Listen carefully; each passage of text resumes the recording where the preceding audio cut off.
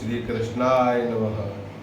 श्री कृष्णं वंदे जगद्गुरुं, श्री कृष्णं वंदे जगद्गुरुं, श्री कृष्णं वंदे जगद्गुरुं। श्री हरिवंश पुराण के 23वें अध्याय का पाठ। हंसों का काम्पिल्य नगर में ब्रह्मदत्त आदि के रूप में उत्पन्न होना और 4 हंसों का अपने पिता से आज्ञा लेकर मुक्त हो जाना। मार्कंडेय जी ने कहा, तदंतर योग धर्म में निरत रहने वाले उन 7 मानसचारी हंसों ने जो पद्म गर्भ, अरविंदाक्ष, शीर्भ गर्भ, सुलोचन, उरुबिंदु, सुबिंदु और हैम गर्भ नाम धारण करते थे, केवल जल और वायु का ही भक्षण करके अपने शरीर को सुखाना आरंभ कर दिया। इधर वह राजा अपने शरीर से प्रकाश फैलाता हुआ अपनी स्त्रियों को साथ ले उस वन में इस प्रकार घूमने लगा जैसे नंदन वन में इंद्र घूमते हों। राजन, उस राजा ने उन पक्षियों को एकाग्रता आदि ब्रह्म लक्षणों से योग धर्म में परायण देखा। इससे वह पक्षी भी योग साधन करते हैं। हाय, मैं मनुष्य होकर भी योग साधन न कर सका। इस प्रकार कुछ निर्विण्ण होकर उसी बात को सोचता हुआ अपने नगर को चला गया।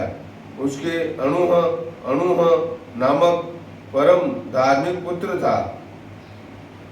वह अणुह धर्म के सूक्ष्म तत्व के चिंतन में अनुरक्त था, इसीलिए उसे अणुपद ब्रह्मा के सूक्ष्म स्वरूप का बोध प्राप्त हुआ था।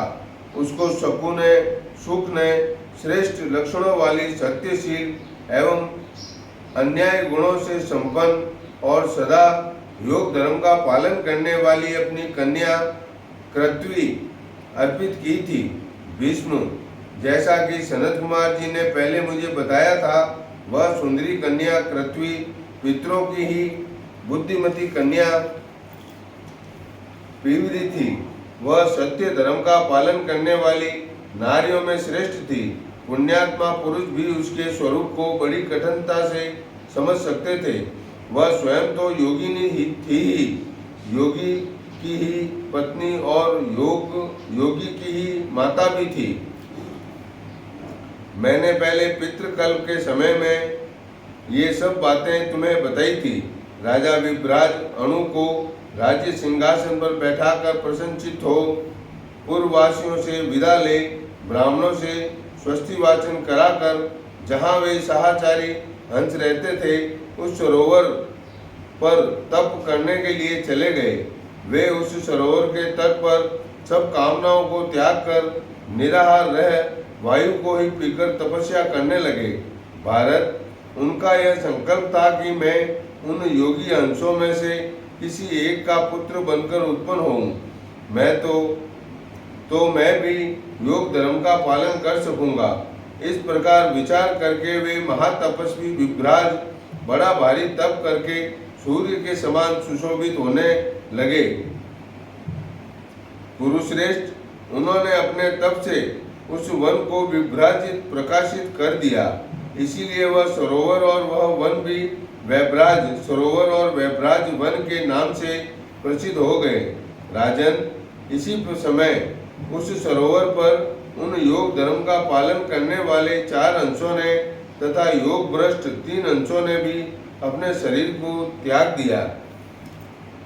वे 7 निष्पाप महात्मा काम्पिल्य नगर में ब्रह्मदत्त आदि नामों से उत्पन्न हुए। ये सब ज्ञान, ध्यान, तप और पूजा में लगे रहते थे तथा वेद वेदांग के पारगामी विद्वान थे। इनमें 4 को तो अपने पूर्व जन्म का स्मरण था और 3 शाप से मोहित होने के कारण अपने पूर्व जन्म की स्मृति से वंचित थे। स्वतंत्र से अपने पक्षी शरीर में जैसा संकल्प किया था उसी के अनुसार वह अणु के महायशस्वी पुत्र ब्रह्मदत्त के रूप में उत्पन्न हुए। वह ज्ञान, ध्यान और तप करके पवित्र हो गया था तथा वेद और वेदांग का पारगामी विद्वान था। बाभ्रव्य और वत्स, ये दोनों वहाँ राजा अणु के मंत्री तथा श्रोत्रिय ब्राह्मण थे। छिद्र दर्शन और सुनेत्र नामक हंस उन्हीं श्रोत्रिय राजमंत्रियों के कुल में वेद वेदांग के पारगामी श्रोत्रिय पुत्र बनकर उत्पन्न हुए। ये दोनों पहले जन्म में ब्रह्मदत्त के साथ रहे थे और उनकी सहायता करने के लिए उत्पन्न हुए थे।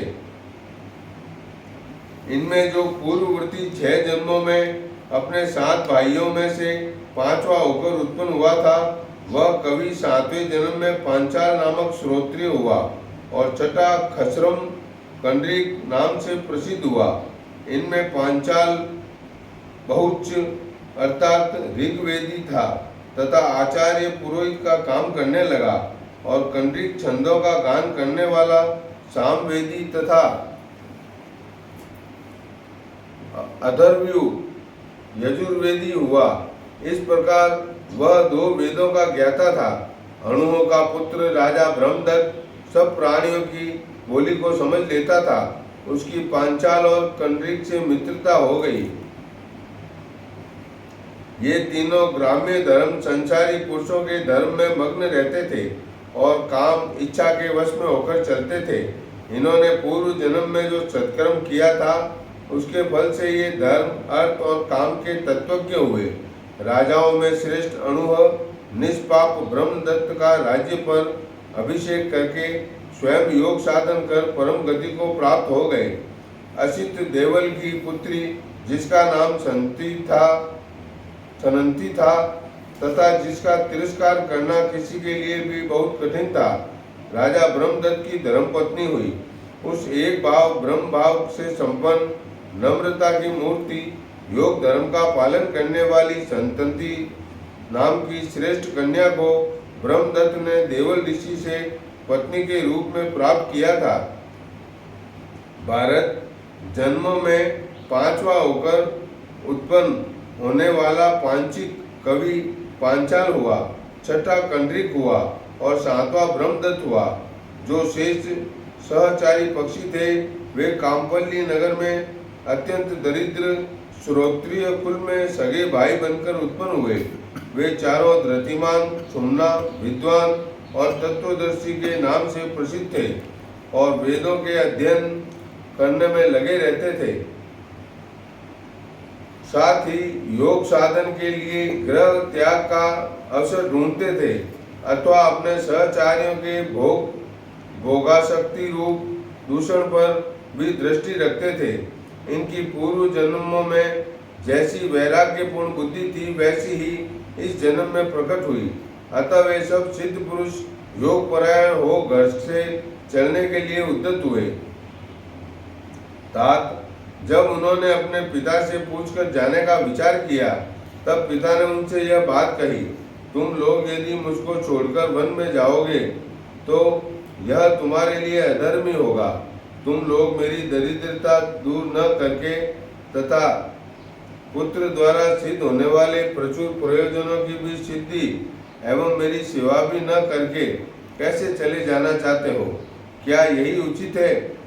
तब उन सब द्विजों ने अपने पिता से कहा, हम लोग ऐसा उपाय करेंगे जिससे आप जीवन निर्वाह कर सकेंगे तथा हम जैसे पुत्रों को पाकर आपको अपने उद्धार के लिए भी चिंता करने की आवश्यकता नहीं है। आप निष्पाप राजा ब्रह्मदत्त से मिलकर यह महत्वपूर्ण सप्त व्याधा दशाणेषु इत्यादि श्लोकों उनको और उनके मंत्रियों को सुनाइएगा। तात इससे प्रसन्न होकर वे आपको बहुत से ग्राम, प्रचुर भोग और आपकी इच्छा अनुसार सब पदार्थ देंगे। आपकी जब इच्छा हो तब ब्रह्मदत्त के पास चले जाएं। इतनी बातें कहकर उन सब ने अपने पिता की पूजा की और योग धर्म का साधन कर वे परमानंद में मोक्ष को प्राप्त हो गए। इस प्रकार श्री महाभारत खिलभाग हरिवंश के अंतर्गत हरिवंश पर्व में पितृकल्प विषयक 23वां अध्याय पूर्ण हुआ। ओम श्री कृष्णाय नमः। ओम श्री कृष्णं वंदे जगद्गुरुं। ओम श्री पित्राय नमः।